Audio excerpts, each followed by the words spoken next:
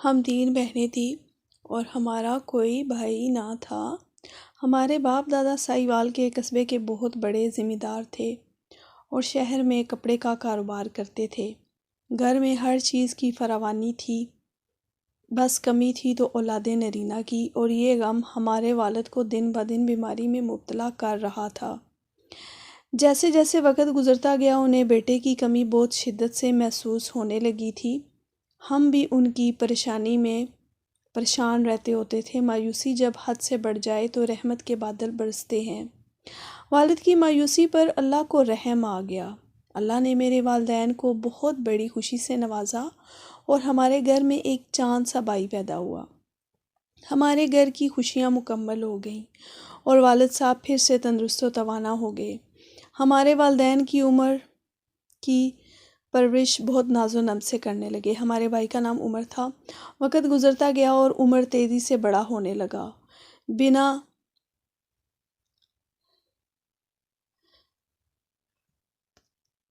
آہٹ کے جیسے وقت گزرتا چلا جاتا ہے تو گزرتا گیا، پتہ بھی نہ چلا۔ عمر 14 سال کا ہو چکا تھا۔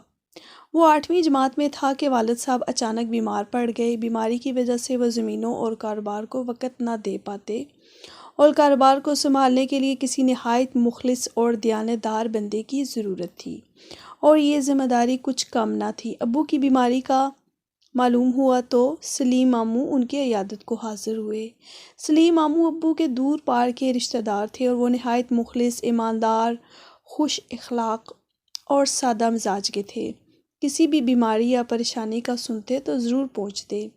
سلیم ماموں سے زیادہ ابو کسی پر بھروسہ نہ کرتے تھے، کیونکہ وہ واحد شخص تھے جو بغیر کسی غرض کے مدد کو پہنچتے تھے۔ سلیم ماموں آئے تو ابو نے ان سے اپنی پریشانی کا تذکرہ کیا اور منت کی کہ اگر آپ میری زمینیں اور کاروبار سنبھال لیں تو مہربانی ہوگی۔ عمر ابھی بہت چھوٹا ہے، میں اسے یہ ذمہ داری نہیں دے سکتا۔ مجھے آپ کے علاوہ کسی پر بھروسہ نہیں۔ جب تک میں سنبھل نہیں جاتا آپ کو میرے کاروبار کو وقت دینا ہوگا۔ سلیم ماموں گریجویٹ تھے۔ وہ ایک زمانے میں بہت بڑے آڑتی تھے، مگر ان کی آڑت برباد ہو گئی۔ ماموں خالی ہاتھ ہو گئے۔ ماموں نے کھیتی باڑی اور آڑت کے سوا کبھی کوئی دوسرا کام نہیں کیا تھا، نہ کبھی نوکری کا سوچا، نہ نوکری کرنے کے وہ قابل تھے۔ انہیں کسی بھی ملازمت کرنا پسند نہیں تھا۔ بیوی کے سارے زیور بک گئے تھے۔ شہر میں 2-4 مکانات تھے، وہ بھی فروخت کر دیے، اور جو دکانیں باقی رہ گئی تھی بس وہی ان کا سرمایہ تھی۔ ان دکانوں کے کرائے سے دال روٹی چل رہی تھی۔ ماموں سلیم بہت باغیرت اور خوددار انسان تھے، کبھی کسی کے آگے ہاتھ نہیں پھیلایا۔ روکھی سوکھی جیسے بھی ملتی کھا لیتے، مگر کسی کے آگے اف تک نہ کرتے۔ عزت کی زندگی گزر رہی تھی۔ ہمارے پڑوسی تھے، لہٰذا ان کے حالات ہم سے چھپے نہیں تھے۔ والد کے بہت اصرار پر سلیم ماموں نے ان کی زمینیں اور کاروبار سنبھالنے کا فیصلہ کیا اور ابو کی جگہ ان کے ڈیرے جانے لگے۔ اگرچہ اس کام کا کوئی تجربہ نہیں تھا، مگر اپنی سمجھداری سے کام کو بہت اچھے سے سنبھال لیا۔ ابو کو کینسر جیسی موذی بیماری لگ چکی تھی۔ شروع میں تو پتہ نہ چلا، لیکن جب ابو کو معلوم ہوا تو بہت دیر ہو چکی تھی۔ ابو کو بے حد تشویش لاحق ہوئی۔ ان کی بیماری کو تو اب کافی وقت گزر چکا تھا۔ عمر ابھی 2nd ایئر میں تھا۔ اس کی تعلیم ابھی مکمل نہیں ہوئی تھی کہ وہ کاروبار سنبھالنے کے قابل ہوتا۔ ابو نے سوچا میری زندگی کے دن تو گنے جا چکے ہیں، جو بھی اہم فیصلے کرنے ہیں سو وہ وقت پر کر لیے جائیں تو اچھا ہے۔ 2 بڑی بہنوں کی شادیاں غیروں میں ہو چکی تھی اور وہ اپنے گھروں میں خوش تھیں۔ میں اور میرا بھائی باقی رہ گئے تھے، یہی پریشانی ان کے لیے کافی تھی۔ والد کو اپنے کام کے ساتھ ساتھ ہماری فکر بھی تھی۔ ایک روز انہوں نے فیصلہ کیا کہ وہ بیٹے کی شادی کروا دیں تاکہ اپنی زندگی میں اس کا صحرا بھی دیکھ لیں۔ بیٹی کی منگنی انہوں نے اپنے کزن بھائی کے اکلوتے بیٹے سے کر دی۔ بہت غور و فکر کے بعد وہ اس نتیجے پر پہنچے کہ سلیم ماموں کی بیٹی سے بہتر اور کوئی رشتہ عمر کے لیے نہیں ہے۔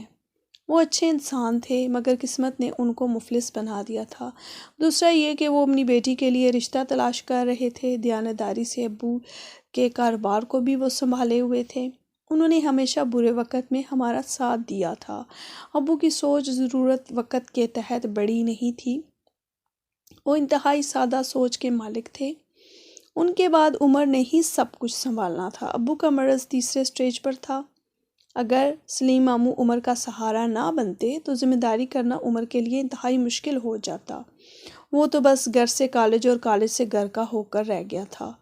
ابو کی بیماری پر بے تحاشا پیسہ لگ گیا۔ ان کو تایا جان بیرون ملک بھی علاج کے لیے لے کر گئے، اچھے سے اچھے ڈاکٹر سے علاج کروایا، مگر کوئی بہتر نتیجہ نہ نکلا اور ساری زمینیں بھی بک گئیں۔ کینسر کے مرض میں شفا تو قسمت والوں کو ملتی ہے۔ جب ان کا وقت قریب آ گیا تو انہوں نے ماموں سلیم سے کہا کہ میں تمہاری بیٹی کو اپنی بیٹی بنانا چاہتا ہوں۔ اگر تمہیں میری خواہش پر کوئی اعتراض نہ ہو تو میری زندگی میں ہی میرے بیٹے کو اپنی فرزندی میں لے لو، مجھے خوشی ہوگی۔ میرا بیٹا تمہارے سامنے ہے، اس میں کوئی بھی بری عادت نہیں ہے، اسے کاروبار سے واقفیت کرواؤ۔ تمہاری ایک ہی بیٹی ہے، پھر میرے گھر کی بہو بن جائے گی تو وہ بھی خوش رہے گی اور میرے بیٹے کی زندگی بھی آباد ہو جائے گی۔ ماموں سلیم کو عمر بھی بہت پسند تھا۔ چونکہ ان کا اپنا کوئی بیٹا نہ تھا تو عمر سے بہت پیار کرتے تھے، سو انہوں نے یہ رشتہ قبول کر لیا۔ دولت کا لالچ تو انہیں کبھی بھی نہیں تھا، مگر میرے والد سے محبت اور انسیت کی بنا پر اپنی بیٹی کا گھر بس جانے کے لالچ میں ہنسی خوشی ہاں کر دی۔ یوں ابو کی آخری خواہش بھی پوری ہو گئی اور انہوں نے بیٹے کے سر پر سجا صحرا بھی دیکھ لیا۔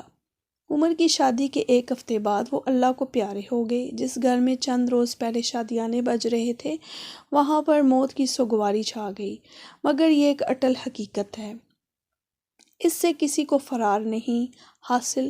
والد تو پھر بھی بیمار تھے اور یہ سبھی ذہنی طور پر تیار تھے کہ یہ آج کل کے مہمان ہیں۔ چند دن کی سوگواری کے بعد حالات معمول پر آ گئے۔ عمر نے BA کا امتحان دیا اور پھر سلیم ماموں کے ساتھ ابو کی دکانیں سنبھالنے لگا تاکہ کام کو سمجھ سکے۔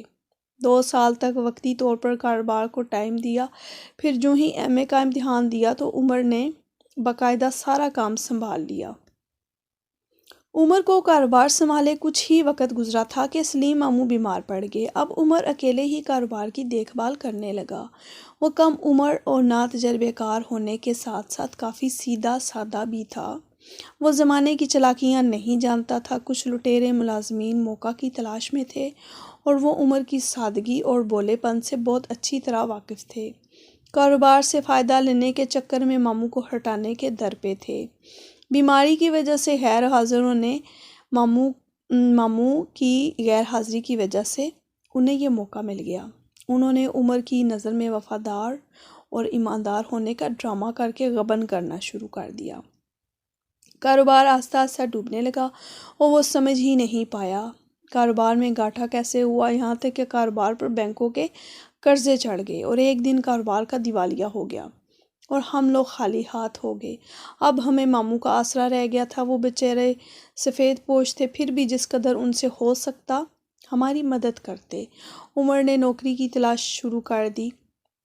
ماموں کی مدد سے عمر کو ایک مناسب جگہ پر نوکری مل گئی اور کھینچ تان کر گزارا ہونے لگا۔ جب کاروبار کے ختم ہونے پر چچا نے ہمارا رشتہ بھی توڑ دیا، کیونکہ یہ رشتہ انہوں نے زمینوں کے لالچ میں کیا تھا۔ ان برے دنوں میں بھابھی امارا نے ہمارا بہت ساتھ دیا۔ ہر طرح کے حالات میں گزارنے کی لچک وہ رکھتی تھی۔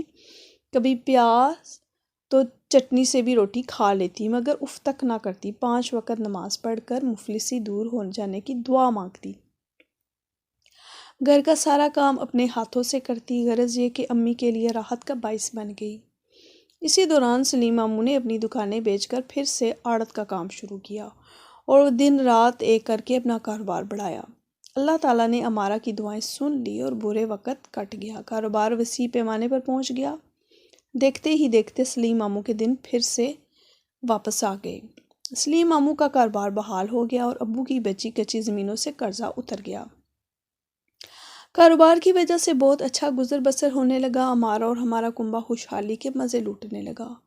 کچھ دن بہت سکون سے گزرے، پھر وقت ایسا بدلا جس کا تصور بھی نہیں کیا جا سکتا تھا۔ سلیم ماموں کے فوت ہوتے ہی ان کے لالچی بھائیوں نے کاروبار کو اپنے کنٹرول میں لے لیا۔ اس کے لالچی رشتہ دار مستقل اس کے والد کے گھر آ بسے۔ ان کا ادھر آنا سب کے لیے برا ثابت ہوا تھا کہ امارا کے تیور بدلنے لگے۔ نہ جانے وہ لوگ کیسی باتیں اس کے ذہن میں پھونکتے کہ امارا کا دماغ آسمانوں پر چڑھنے لگا۔ وہ ہم سے بہت برا سلوک کرتی، یہاں تک کہ وہ ساس اور شوہر کو بھی کچھ نہ گردانتی تھی۔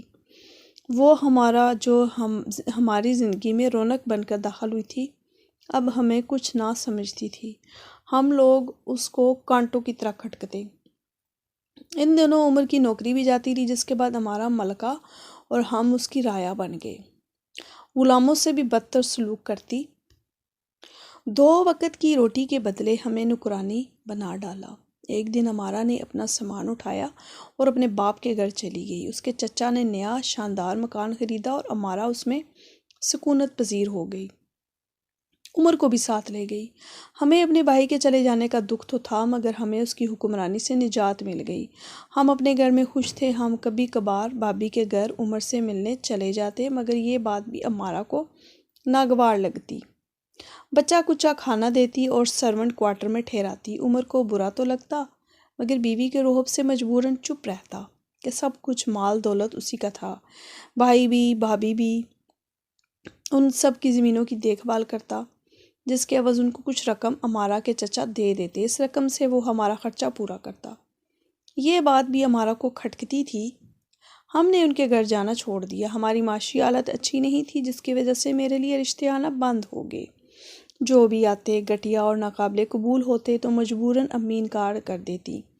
میری شادی کی عمر نکلتی جا رہی تھی۔ امی کو میری فکر تھی، مگر میں امی کو چھوڑنے کا سوچ بھی نہیں سکتی تھی۔ ہمارا بھائی سے آنا جانا ختم ہو چکا تھا۔ ہمارا نے تو عمر پر بھی پابندی لگا دی، بھائی سے قسم اٹھوا لی کہ اب ان کے گھر نہیں جاؤ گے۔ اس سارے وقت میں اللہ نے ان کو 2 بچے عطا کر دیے تھے۔ عمر بیوی کو نہیں چھوڑ سکتا تھا، سو اس نے ہم سے ہی کنارہ کشی اختیار کر لی۔ شاید اس کی آنکھوں پر پٹی باندھ چکی تھی، بھول گیا تھا کہ بہن بھائی اور ماں باپ جیسے رشتے آسانی سے نہیں ملتے۔ اس نے حقیقی رشتوں کو کھو دیا، لیکن ماں کے دل سے بیٹے کے لیے کبھی بد دعا نہیں نکلی، مگر ٹوٹے دلوں کا صبر پڑ ہی جاتا ہے۔ آج ہم خوشحال تھے، مگر بھائی اور بھابھی خالی ہاتھ ہو چکے تھے۔ خدا کی لاٹھی بے آواز ہوتی ہے۔ بھابھی کے چچا کو ہارٹ اٹیک ہو گیا تھا اور وہ اللہ کو پیارے ہو گئے۔ ان کی وفات کے بعد پتہ چلا کہ ان کے چچا نے کاغذات میں رد و بدل کروا کر کاروبار اپنے بچوں کے نام کروا لیا۔ اب وہی اس گھر اور کاروبار کے مالک تھے۔ دونوں گھر بھی اپنے قبضے میں لے لیے اور بھائی بھابھی اپنے بچوں سمیت ہمارے در پر آ پڑے۔